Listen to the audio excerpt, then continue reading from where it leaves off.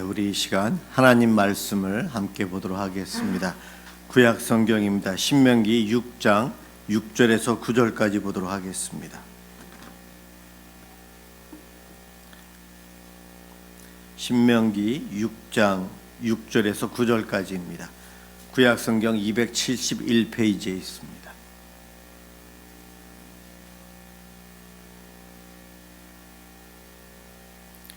제가 봉독하겠습니다. 오늘 내가 네게 명하는 이 말씀을 너는 마음에 새기고 네 자녀에게 부지런히 가르치며 집에 앉았을 때에든지 길을 갈 때에든지 누워 있을 때에든지 일어날 때에든지 이 말씀을 강론할 것이며 너는 또 그것을 내 손목에 메어 기호를 삼으며 내 미간에 붙여 표로 삼고 또 내 집 문설주와 바깥문에 기록할지니라. 아멘.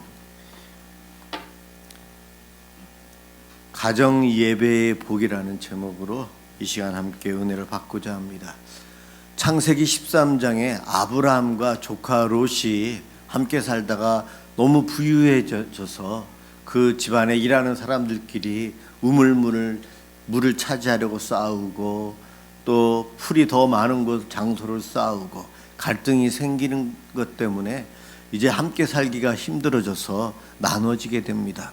그럴 때 아브라함이 조카 롯에게 너가 원하는 쪽을 먼저 택하면 내가 그 반대쪽으로 가서 살리라 합니다. 그럴 때에 이 조카 롯이 선택한 기준은 자기에게 유리한 것, 지금으로 말하면 돈 많이 벌 수 있는 것, 물질이 그에게는 기준이었어요. 그래서 소돔과 고모라 땅을 선택합니다. 우리는 그 결과를 알아요. 그 땅은 유황불로 심판을 받아서 멸망당하고 롯도 간신히 목숨만을 건지는 그러한 결과가 있죠. 어디 가서 살 것인가 결정을 할 때에 하나님 중심으로 생각하며 살아가는 사람은 하나님이 원하시는 그곳, 내가 하나님께 신앙생활을 바르게 할 수 있는 곳을 택하겠지만 그렇지 않는 사람들은 나에게 이로운 곳, 어떻게 보면 조카였지만 아브라함보다 자기가 더 돈을 많이 벌고 싶어서 양떼들을 더 잘 가꾸기 위해서 더 기름진 땅, 더 물이 많은 땅, 그 땅을 택하여 갑니다. 아브라함은 하나님 중심에 가는 곳마다 단을 쌓고 하나님께 예배하는 예배자의 삶을 살지만 조카 롯은 큰 도시로, 사람이 많이 살고 있는 곳으로, 더 나에게 유익을 많이 줄 것 같은 곳을 택하여 떠납니다. 오늘 이 비슷한 삶이 우리들의 삶 가운데 참 많이 나타나고 있어요. 하나님께서 아담과 하와를 통해서 에덴 동산에서 가정을 시작하게 하셨어요. 그런데 그 가정 생활이 위기가 오는데 그 위기가 오는 것은 아담과 하와가 하나님 말씀에 불순종해서 선악과를 따먹는 사건 때문이에요. 그때의 선악과를 먹는 것, 인간의 마음의 욕구, 욕심, 하나님처럼 되고 싶어하는 것, 하나님 중심이 아닌 나 중심으로 변하는 그 마음을 사단이 자극했어요. 사단의 무기는 어떻게 보면 이기심, 그의 욕심, 나에게 이로운 것, 바로 그것을 사용을 합니다. 이기심이란 나 자신의 유익만을 위해 살아가는 것, 나 자신에게 유익한 것, 그 마음이라는 거죠. 바로 그것을 자극해서 아담과 하와가 하나님 말씀에 불순종해서 그의 가정에 위기가 옵니다. 가정은 하나님께서 창조하신, 만들어주신 축복이에요. 가정에서 생명이 시작이 되고 신앙이 시작되고 신앙의 요람이요 생명의 요람이 바로 가정인데 사단은 창세 때부터 이 가정을 파괴하는 전략을 짜가지고 그 일을 지금까지도 해오고 있고 앞으로도 계속 해올 겁니다. 우리는 알고 있어요. 요즘 우리가 살고 있는 이 시대는 가정의 위기 시대다. 가정이 여러 가지 이유로 파괴되어져 가고 있어요. 붕괴되어져 갑니다. 이혼을 하는 가정도 참 많은데 여러 가지 이유가 있어요. 그런데 그 이유를 들어보면 성격 차이다. 성격 차이다. 성격 차이 나는 거 알면서 결혼했거든요. 처음에는 다 받아주었는데 왜 삶에서 그것이 문제가 되었을까요? 상대방에 대한 배려보다는 갈수록 나를 챙기게 돼요. 서운할 때부터 조금씩 이것저것을 이제 계산을 하게 되면서 이기적인 인간의 마음은 부부 사이에도 어쩔 수가 없어요. 이혼을 하는 그 이유를 찾아보면 끝내는 내 것을 빼앗기고 내 것을 누리지 못하고 나를 사랑을 못하고 내가 받아야 될 사랑을 못 받는 것, 이기적인 마음 때문에 이혼을 하게 된다는 겁니다. 바로 사단은 그것을 알고 있었고 그 부분을 집중적으로 공격해 오기 때문에 우리의 가정에 위기가 오는 거예요. 에덴 동산에서는 행복한 삶이었지만 불안합니다. 아담과 하와의 가정에 어떠한 일이 일어난지 우리 알아요. 형이 동생을 죽였어요. 참 왕자의 난과 같은 비슷한 일들이 창세 첫 가정에서부터 일어났어요. 이 가정을 파괴하는 것이 사단의 목표가 된 거예요. 가정에서 복을 누리고 하나님과 함께하는 삶을 못 살도록 사단은 그 일을 그 오래전부터 해왔고 지금도 하고 있고 앞으로도 할 겁니다. 우리 가정을 지키는 일이 그냥 쉬운 일이 아니고요. 영적 전쟁이라는 것을 우리는 알아야 돼요. 영적 전쟁이에요. 우리가 싸울 것은 육과 혈기에 대한 문제가 아니고 영적인 부분이라는 겁니다. 내 가정이 행복을 유지하고 신뢰하며 부부가 함께 이 가정을 자녀를 지켜가며 살아가는 것, 그냥 사회 현상이 아니라는 거예요. 세상의 흐름이 아니라는 겁니다. 사단의 공작이 있다는 겁니다. 우리는 영적이란 것을 꼭 기억하고 이 영적인 전쟁을 회피해서는 안 된다는 거예요. 회피하지 않고 영적인 전쟁을 가정에서 시작하는 방법 중에 하나가 가정 예배, 가정에서의 경건한 삶이 필요해요. 내가 가정 예배를 드려야지. 그것을 못 드리게 하는 가장 주 원인 책임은 사단이 있어요. 사단이 여러 가지 이유를 통해서 가정 예배를 못 드리게 하고 가정 예배를 드리다가도 멈추게 해요. 가정 예배를 어렵게 시작을 했는데 가정 예배 멈추는 건 아주 쉬워요. 서로 눈치만 보다가 가족끼리 그냥 안 드리게 돼요. 한번 가정 예배를 시작하려면 얼마나 힘든데 가족들을 설득해야 되는데, 그런데 그 가정 예배를 멈추는 거는 아주 쉬워요. 서로 눈치만 보면서 아무 말만 안 하면 가정 예배에 안 드리게 돼요. 오늘 읽은 말씀, 쉐마의 한 부분을 읽었는데 이 말씀을 지키기 위해서 너는 자녀에게 부지런히 가르치고 늘 기억하도록, 우리로 따지면 문에다가 하나님 말씀을 기록하라고 그래요. 하나님 말씀을 가르치라, 기록하라. 하나님을 사랑하라. 하나님을 경배하라. 하나님을 주인으로 삼고 살아라. 바로 그것을 기억하도록 부지런히 자녀에게 가르치라. 오늘 이 말씀은 세상에 나가서 학교에서 아니면 예배당에 와서 교회에서 그렇게 하라고 이야기하지 않고요. 오늘 본문에 보면 가정에서 부지런히 가르치라. 집에 앉았을 때든지 길을 갈 때든지 누웠을 때든지 일어날 때든지 내 손목에 메고 내 미간에 붙이고 집 문설주와 바깥문에 기록해서 늘 보고 다니면서 기억하도록, 잊어버리지 않도록 교육시키래요. 부지런히 가정교육을 이야기하고 있어요, 이 말씀은. 그런데 한국 교회가, 오늘날 교회가, 우리 성도들이 가정에서의 신앙 교육을 잃어버렸어요. 주일학교가 너무 잘 돼가지고 주일학교에 위탁을 합니다. 가정들이 내 자식의 믿음에 대한 부분을 교회에다가 위탁을 해요. 처음에는 잘 됐는데 거기에도 잘 되는 부분도 있고 안 되는 부분도 있어요. 그러면서 너무 방치해 놓아서 오늘날 아이들이 믿음을 이어가지 못하고 가정에 불신앙적인 요소들이 들어오면서 가정에 위기가 오고 부모와 자녀 사이에 신뢰관계가 깨지면서 위기가 옵니다. 오늘 말씀에 부지런히 가르치라고 했는데 여러분 이 말씀을 보면서 부끄러워요. 저는 목회자 가정인데 목사인데 정말 우리 아이들이 어렸을 때부터 부지런히 가르쳤는가? 제가 바빠서 집에 별로 없었거든요. 예. 소그룹을 많이 하고 목장 모임을 주중에도 계속 하기 때문에 집에 들어가면 10시 넘어서 11시 넘어서 들어가고 아이들이 어렸을 때는 애들이 먼저 잠들어 있어요. 그런데 좀 지나니까 아이들이 늦게 들어와요. 제가 일찍 들어가도 아이들이 늦게 들어오죠. 만날 수가 없어요. 너무 바빠요. 바빠서 가정에서 신앙교육하기가 어렵습니다. 믿음의 호주인 아버지가 신앙을 전수해야 될 책임이 있는데 목사인 저도 그렇게 못해왔어요.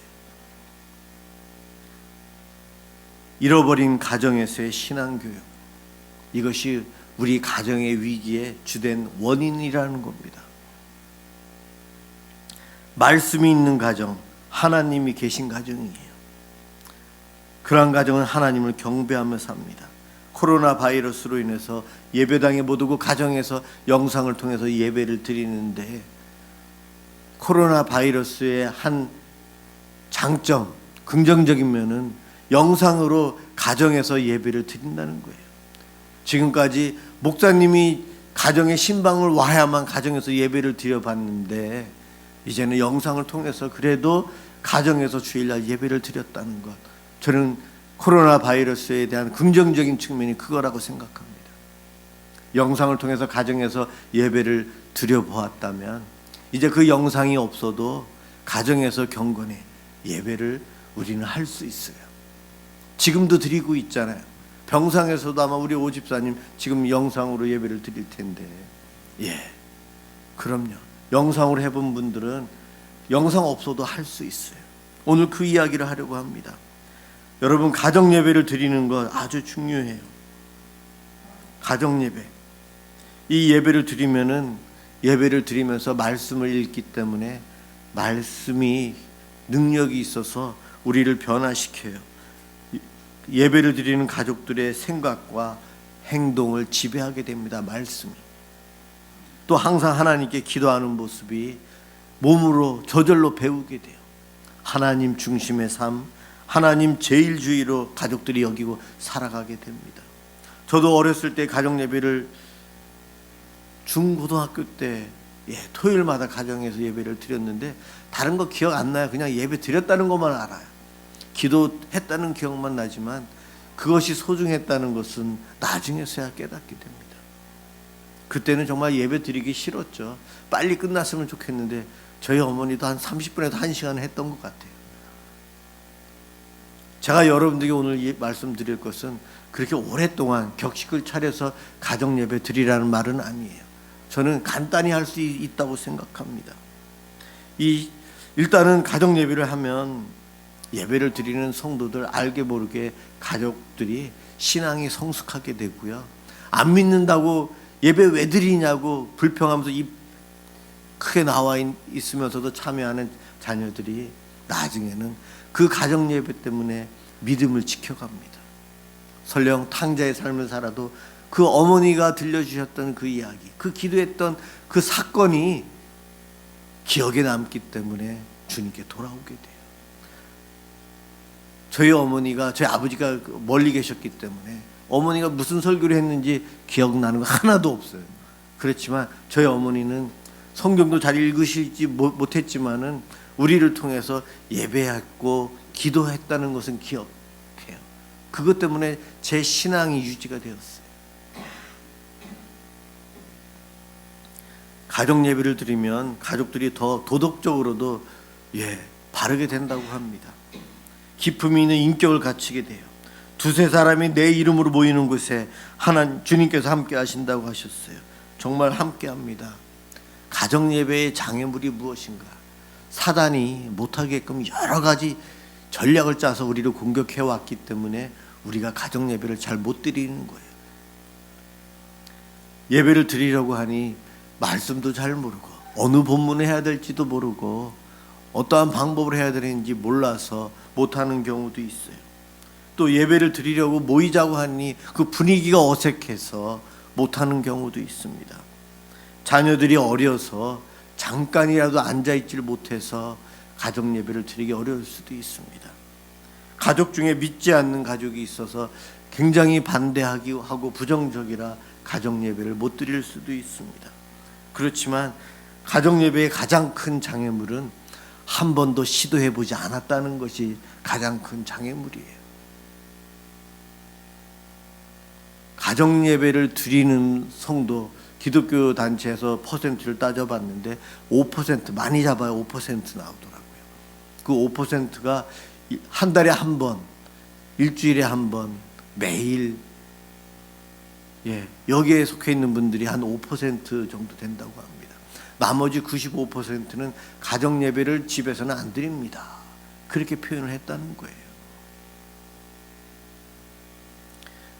시작은 해보아야죠. 한 번도 안 하고 못합니다. 그 말은 잘못됐다는 겁니다. 여러분, 가정 예배하는 방법, 주일날 예배당에 오셔서 이렇게 우리 예배를 드리는데 이 예배의 축소가 가정 예배다 생각하면 못 드려요. 그것이 아니에요. 가정 예배는 가족 경건회라고 불러도 좋을 것 같아요. 성경에 보면 아브라함이 가는 곳마다 제단을 쌓았는데 어떠한 방식으로 제단을 쌓았고 어떻게 거기서 제사를 드렸고 어떻게 하나님께 기도했는지 안 나와 있어요. 그냥 제단을 쌓았더라. 하나님 중심으로 살았더라. 그 말만 해요. 방법 몰라요. 우리가 알아서 하라는 겁니다. 각 가정마다 가정이 원하는, 식구들이 원하는 방법대로 하시면 돼요. 시간도 중요하지 않아요. 그리고 이 가정 예배를 드릴 때에 부모가 자녀들에게 야단치거나 생활에 대한 모범을 위해서 여러 가지 훈계도 하지만 그런 거 하지 말라는 거예요. 그냥 말씀만 읽고 찬양만 하고 기도만 해도 된다는 겁니다. 가정 예배에 대해서 여러 가지 격식을 차려야 될 때, 추도 예배나 명절 때 온 식구가 모여서 함께 할 때에는 순서도 정하고 격식을 차려야 될 필요가 있어요. 그렇지만 대부분 매일 평상시에 가정 예배를 드릴 때는 자유롭게 경건회로 지켰으면 좋겠습니다. 믿음의 선진들이 어떠한 가정 예배와 어떻게 하나님 중심으로 살아서 가족들이 복받았는지 우리는 성경을 보면 그냥 알 수 있어요. 노아는 하나님과 늘 동행하는 삶을 살았어요. 하나님 중심으로 살았어요. 그래서 그의 가족이 구원을 받았죠. 온 인류가 다 물에 잠겨 죽임을 당할 때 그의 가족 8식구가 다 살았어요. 가정이 구원을 받습니다. 여러분, 가정이 구원을 받아요. 아브라함, 조금 전에도 말씀드렸지만 가는 곳마다 하나님께 제단을 쌓았어요. 돌멩이로 쌓고 하나님께 제사를 드렸어요. 아브라함이 믿음의 조상이 되고 그의 가문들이 다 복받습니다. 여호수아는 마지막에 유언처럼 오직 나와 내 집은 여호와만 섬기겠노라. 나와 내 집은 여호와만 섬기겠다. 고넬료 가족, 사도행전 10장에 보면 이방인이에요. 로마의 군대 장교 백부장 고넬료가 경건하게 살았고 하나님을 경외하는 그리스도인이 되었어요. 그가 항상 기도할 때 하나님의 사자가 그에게 알려주고 해서 베드로를 초청합니다. 자기 집으로. 고넬료가 자기 집에 일가 친척들을 모으고 친구들까지 불러 모아서 베드로와 함께 말씀을 드려요. 예배를 드렸다는 거죠. 그곳에 성령이 임하고 다 성령 충만해지고 방언의 역사가 일어납니다. 루디아 여성입니다. 루디아, 빌립보 강변에서 바울의 설교를 들었던 그가 온 집안 식구를 다 모아서 세례를 받습니다. 루디아의 집이 빌립보 교회의 시작이 됩니다. 루디아의 집이 이 빌립보 교회의 시작이 되지만 유럽 교회의 모태가 돼요. 가정 예배를 드린다는 것은 가족이 함께 모여서 하나님을 기억하고 하나님께 감사하는 것이 가정 예배예요. 잘 생각해 보세요. 가정 예배는 식구들이 모여서 하나님을 기억하고 하나님께 감사하는 거다. 만약에 오늘이 저녁이면 오늘 하루 동안 하나님께 우리가 감사할 일이 무엇이 있는가 함께 이야기해 볼까? 이것이 예배라는 거예요. 가정 예배를 드리는 것, 하나님을 모시는 것이고 하나님을 경외하는 것입니다. 그럴 때 우리 하나님 기뻐하십니다. 가정에서 기도 소리가 들려요. 찬송 소리, 성경을 읽는 소리가 울려 퍼질 때에 하나님께서 영광 받으시고, 그 영광 받으시는 우리 하나님께서는 고넬료의 가정에 하나님의 사자를 보내어서 온 식구들이 다 성령 충만하고 복받도록 해주십니다. 가정 예배를 드리고 하나님 중심으로 살아가는 가정에 가족을 구원해 주시고 지켜주시고 인도해 주시고 보호해 주시고요. 또한 그의 집안에서 훌륭한 인물이 나올 수 있도록 하나님께서 복 내려 주십니다. 이 시간에 여러분들에게 간곡히 요청합니다.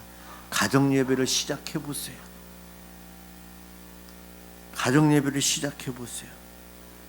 주일날 가족이 함께 와서 예배를 드리는 것, 주일 성수 아주 중요해요. 예배를 드리는 것, 집에 가서는 가정 예배를 드려야 된다는 거예요. 가정 예배를 어떻게 시작하는가? 처음에는 혼자 시작하셔도 돼요. 나 혼자 해도 돼요. 부부가 함께 해도 돼요. 가족이 다 모일 수 있는 시간이 무슨 요일이고 언제인가.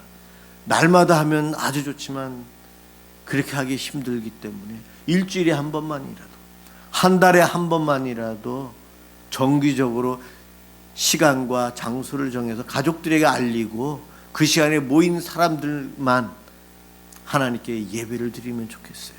그렇게 시작하면 됩니다. 안 오면 혼자 하면 돼요. 처음에는 기도로 시작하고 찬송가도 혼자 불러도 되고 말씀을 읽고 하셔도 됩니다. 오늘날 우리의 가정의 중심이 누구입니까? 우리 가정의 중심이 사람이 아니고 또 다른 것일 수도 있어요. 대부분의 가정이 자녀가 중심이 되는 시대가 되어버린 것 같아요. 옛날에는 가부장적인 제도였었는데 그 가부장적인 가정도 사실은 문제가 있고, 어머니가 중심인 교회도 문제가 있고, 자녀가 중심인 교회도 문제가 있어요. 물질이 중심인 교회, 자녀 교육이 중심인 교회, 가문의 전통이 중심인 가정들, 다 문제가 있어요. 사실은 가정은 하나님 중심의 가정이 돼야 됩니다. 하나님이 만드셨거든요. 그렇게 살아갈 때에 하나님께서 복 주시고 함께 하십니다. 사랑하는 성도 여러분, 오늘날 우리 가정의 가장 아픈 비극 중에 하나가 가정의 신앙교육을 잃어버린 것이라는 겁니다. 가정에서 예배를 드리는 것만이 가정의 신앙교육할 수 있는 참 좋은 방법이라고 생각합니다. 이것보다도 중요한 것이 어디 있을까? 집에서 자녀들에게 여러 가지 교육을 야단도 치고 그의 건강을 위해서 애쓰지만 정말 신앙을 위해서 내가 얼마나 노력을 했는가? 오늘 본문에서는 부지런히 가르치라고 했는데 과연 내가 얼마나 내 자녀들에게 그려왔는가? 우리를 살펴보시기 바랍니다. 우리의 가정이 잠깐 잠만 자고 떠나는 모텔과 같은 가정 아니잖아요. 밥만 먹고 가는 식당과 같은 가정이 아니잖아요. 가정에 들어오면 에덴 동산에서의 삶, 천국에서 누릴 수 있는 평강과 안식과 기쁨과 사랑이 있어야 돼요.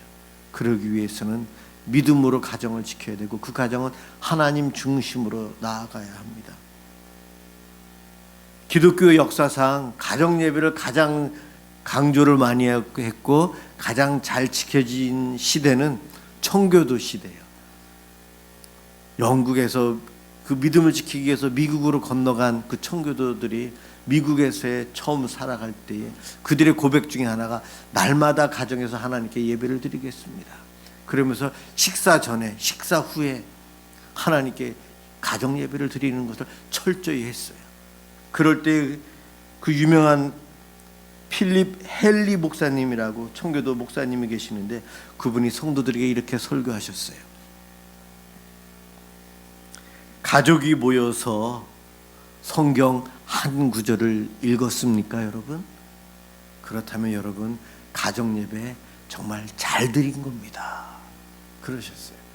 그리고 이어서 혹시 성경 한 구절만 읽은 것이 아니고 기도까지 하셨습니까? 그러면 여러분들 가정 예배 더 잘 드리신 겁니다. 혹시 성경 한 구절 읽고 기도도 하고 찬양도 했습니까? 그러면 더 잘 가정 예배를 드린 겁니다. 그러셨어요.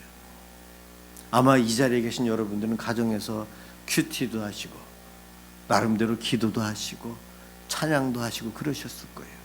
사실은 그 순간순간들이 가정 예배를 드리는 순간들이에요. 그렇지만 그것은 시간을 저희가 정하지 않은 것이기 때문에 경건회라고 보통 표현을 이렇게 해보았어요. 가족들에게 내가 무슨 요일날 몇 시에 우리 가족이 함께 모여서 하나님께 정말 베풀어 주신 은혜를 생각하고 감사의 예배를 드렸으면 좋겠다. 시간과 장소를 정해서 알려주고 오든 안 오든 그 시간에 하는 것이 가정 예배예요. 한번 시도해 보시기 바랍니다. 그것이 안 될 때는 혼자만의 경건의 순서를 갖고 혼자만의 그것부터 시작하십시오. 내가 하는 이것이 가정 예배 시작입니다, 하나님. 그러면서 시작하시면 여러분도 온 식구들이 나중에는 참여해서 함께 예배를 드리는 그날이 올 겁니다. 우리 하나님 이 땅에 오셔서 가정과 교회를 만들어 주셨어요. 그 이유는 가정과 교회가 천국의 모습이 되어야 함을 하나님은 알고 계셨어요. 가정과 교회와 천국은 하나님 중심의 세상이에요. 그 모습을 망가뜨리기 위해서 사단은 창조 때부터 아담과 하와를 공격을 해왔고 지금도 앞으로도 우리가 가정에서 하나님 중심으로 살아가지 못하도록 공격해 올 거예요. 거기에 대항하기 위해서 내가 해야 될 영적인 싸움은 가정 예배를 시작하는 것이다. 그 생각을 가지고 한번 시도해 보시기 바랍니다.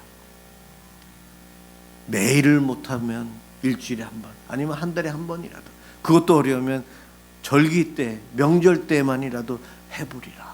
마음을 먹고 시작하시고 혼자만의 경건의 삶을 날마다 살아가십시오. 그럴 때에 하나님께서 베풀어 주시는 놀라운 복들을, 성경에 나와 있는 선진들이 누렸던 그 복들을 저와 여러분들이, 우리 가족이, 내 손주들이 누릴 거예요. 그러한 복을 누리고 살아가는 저와 여러분들 되시기를 주님의 이름으로 축원합니다. 기도하겠습니다.